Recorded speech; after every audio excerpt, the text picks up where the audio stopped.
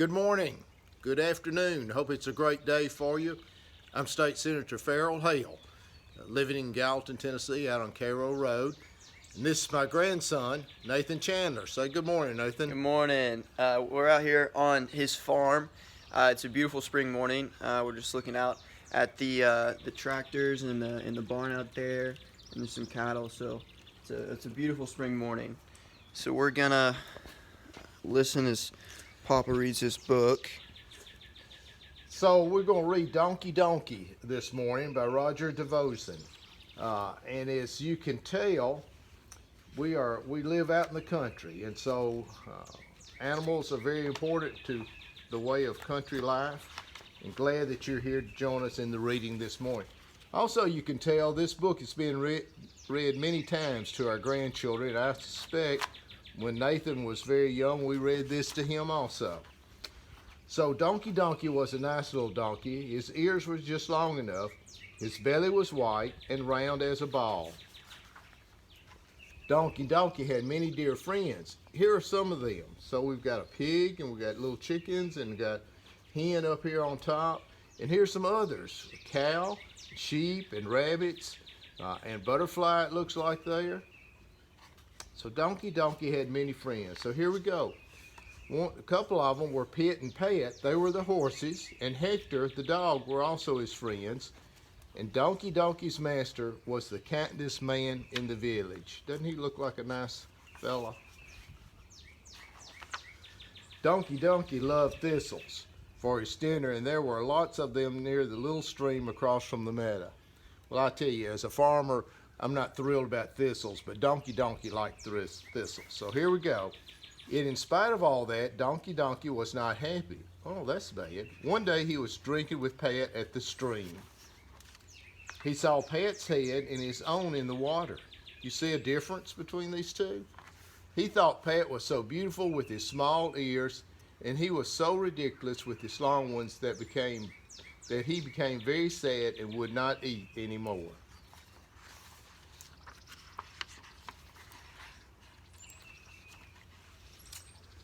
Donkey Donkey at last went to see Hector. Remember, Hector's the dog. Hector was very clever. He knew all sorts of tricks. He could tell his right paw from his left paw, and so on. Surely his advice would be good. "You poor donkey," said Hector. "I know what's wrong with you. With your ears up like that, you resemble a sailboat. Keep your ears down as I do." See, his ears are down.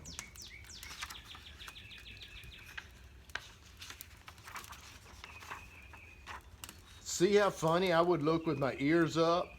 Well, I have to say, the dog does look funny with his ears up. "That's it, Donkey Donkey. Put them down. Now they look almost as nice as mine. And Pat will be jealous because he can't do that." And Donkey Donkey was happy again. He went trotting around the farm like a little colt. But poor Donkey Donkey, how his friends laughed when they saw him. See them all laughing?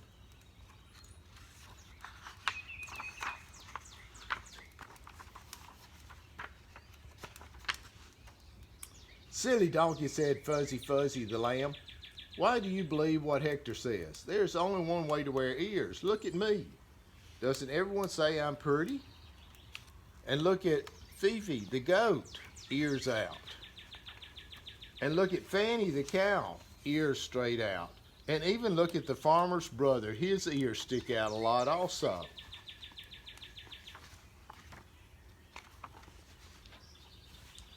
Do you see how they all put the ears on the side? So many people can't be wrong, Donkey Donkey. Donkey Donkey was impressed. He let Fuzzy Fuzzy fix his long ears. "Now," said the lamb, "you're beautiful. Wait, let's fetch a mirror." Donkey Donkey agreed that he did look dainty. Naomi the hen said the mirror flattered him, but she had a bad disposition. Of course she would say that. So Donkey Donkey went away again, happy, although somewhat doubtful, as you can see by his expression. This is the stable door that has a sickle. Here's the sickle hanging on a big nail. And Donkey Donkey is just about to enter. See, he's got his ears out. He entered as he usually does, but unfortunately for the donkey, the wicked nail met his ear and pierced it painfully. See the blood dripping down?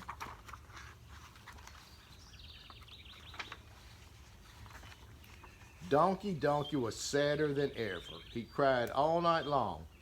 It was very unpleasant for his friends. They could not sleep. They were quite angry with him. The next day, Donkey decided to consult Rosa, the mother pig. She was not known to be very clever. She ate and slept so much, but she was a very honest person. Rosa listened attentively to Donkey's complaints. "Let me think," she said, and she closed her eyes to think more deeply. But pigs have slow minds. Donkey waited a long time. He counted up to 100, but Rosa was still thinking. I suspect, in fact, that she went to sleep. At last she opened her eyes and she said, Donkey, I don't know much about making people look prettier, but I can give you some practical advice. The idea of wearing ears up and down and sideways is all foolishness. When they are up, the wind and rain get in them. When they're down, you can't hear. When they're sideways, well, you know what happens with that. But if you keep them in front like mine, then you don't need an umbrella. You laugh at the sun, at the rain, and you can hear, well, ugh. And Rosa, who had never spoken so much in her life, went to sleep.